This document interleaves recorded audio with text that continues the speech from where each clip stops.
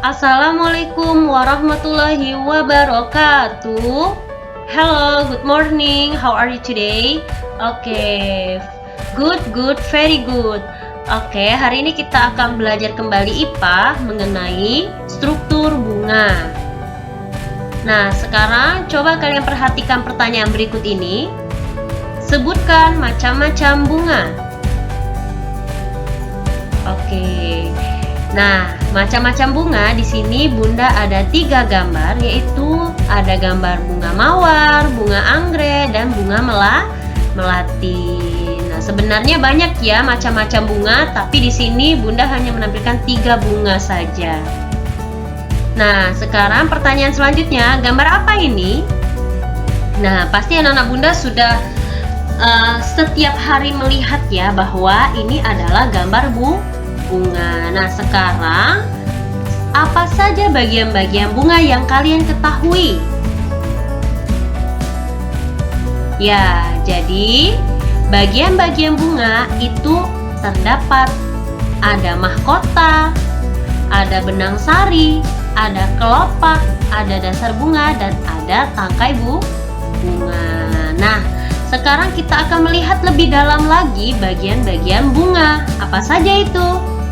Nah, tapi sebelum itu kita harus tahu dulu pengertian dari bunga. Bunga merupakan bagian tumbuhan yang akan menjadi buah. Biasanya warna dan harumnya sangat wangi. Pada tumbuhan, bunga hanya tumbuh saat tahap reproduksi. Nah, jadi kakak, bunga itu sebenarnya ada di mana saja. Ada di pohon, ada di tanaman, atau memang bunga itu sendiri.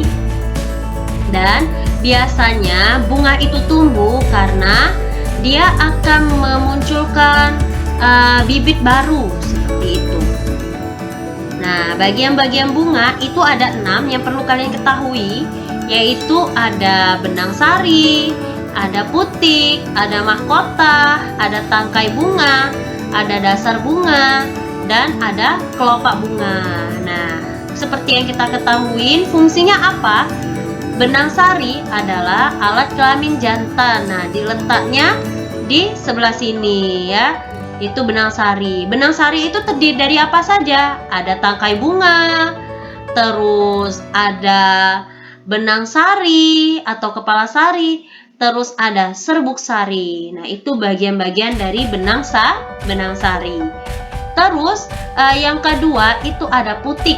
Putik itu adalah alat kelamin betina. Jadi dia terdiri dari apa saja? Dari kepala putik, tangkai putik, nah ya, dan bakal buah. Nah, di arah sini bakal buah atau bakal biji. Nah, itu ya perbedaannya ya. Jadi kalau benang sari itu untuk alat kelamin jantan, sedangkan putik untuk alat kelamin betina. Terus mahkota. Mahkota ini fungsinya apa? Fungsinya adalah untuk menarik serangga dengan keindahannya. Jadi apabila bunga tersebut tidak ada mahkota, serangga-serangga itu tidak mau mendekati bunga tersebut. Ya. Jadi itulah fungsinya mahkota ini adalah untuk menarik perhatian serangga untuk mendekati bunga tersebut. Seperti itu. Terus ada tangkai bunga. Tangkai bunga ini berfungsi untuk menompang bunga.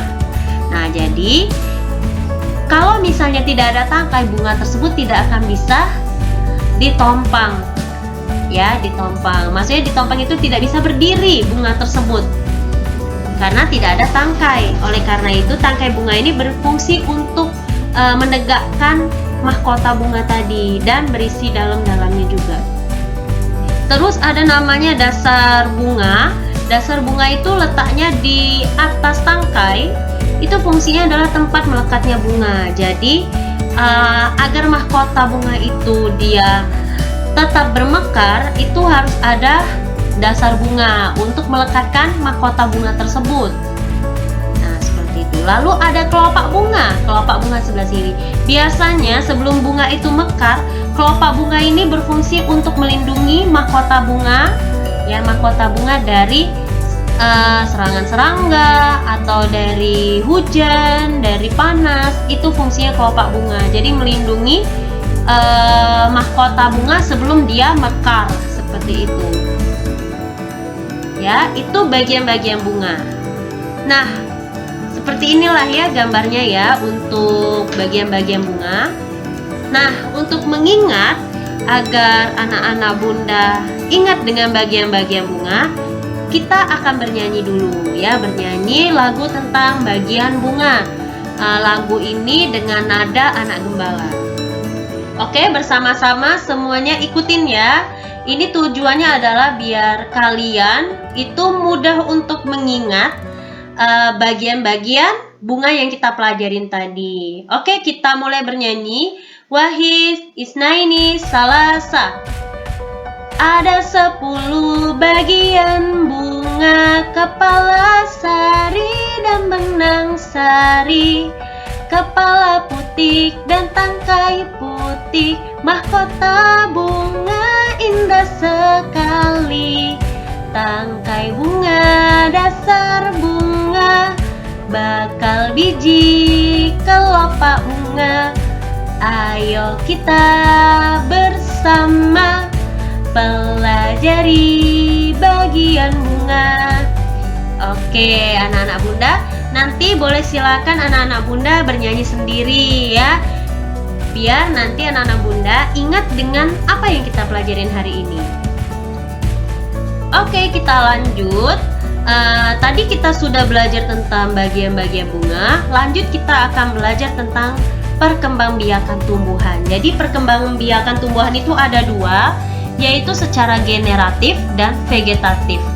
Kalau generatif itu adalah perkembangbiakan makhluk hidup yang terjadi melalui perkawinan atau penyerbukan.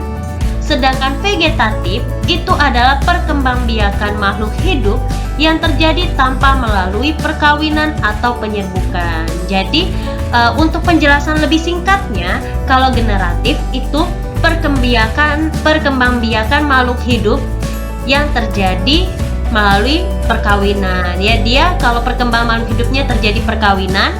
Kalau vegetatif dia perkembangbiakan makhluk hidup tidak terjadi perkawinan atau tanpa perkawinan. Nah, yang akan kita pelajarin adalah perkembangbiakan tumbuhan generatif dulu. Nah, perkembangbiakan secara generatif. Nah, secara generatif ini khusus untuk tumbuhan yang berbunga saja. Kenapa? Karena tumbuhan berbunga itu terjadi adanya penyerbukan. Apa penyerbukan itu?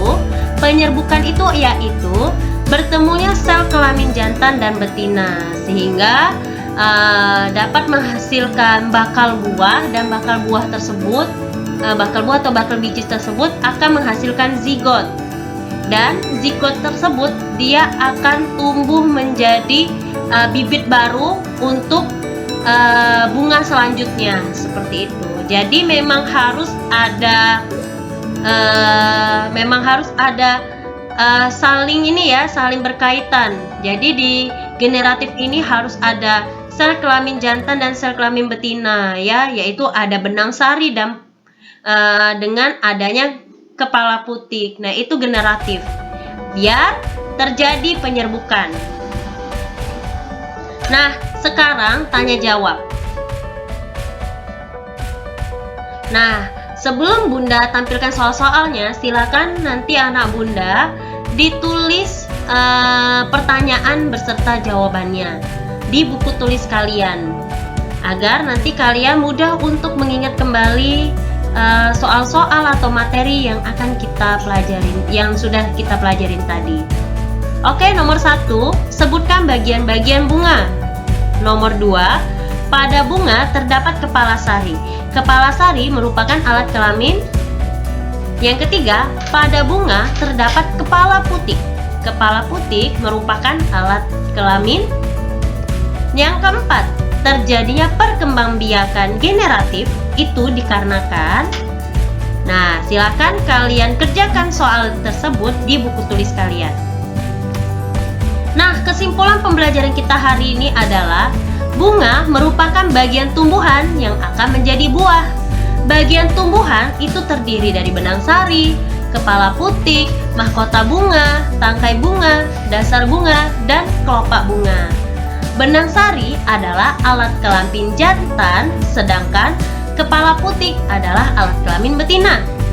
Perkembangbiakan generatif terjadi karena adanya penyerbukan, yaitu bertemunya sel jantan dan betina sehingga terbentuklah bakal biji dan menghasilkan zigot. Bakal biji dan bakal buah akan berkembang menjadi daging buah. Oke, sebelum Bunda tutup, kita akan tepuk semangat terlebih dahulu untuk mengembalikan energi anak-anak Bunda setelah pembelajaran. Coba kita mulai, tepuk semangat. Se-se-se, ma-ma-ma, ngat-ngat-ngat, semangat. Oke, terima kasih anak-anak Bunda yang sudah menonton video kali ini. Bunda harap anak-anak Bunda dapat memahami materi tersebut. Mungkin ada yang ingin ditanyakan, boleh silakan anak-anak Bunda tanyakan di komentar atau boleh bertanya melalui pesan ya. Bunda akhiri, wassalamualaikum warahmatullahi wabarakatuh.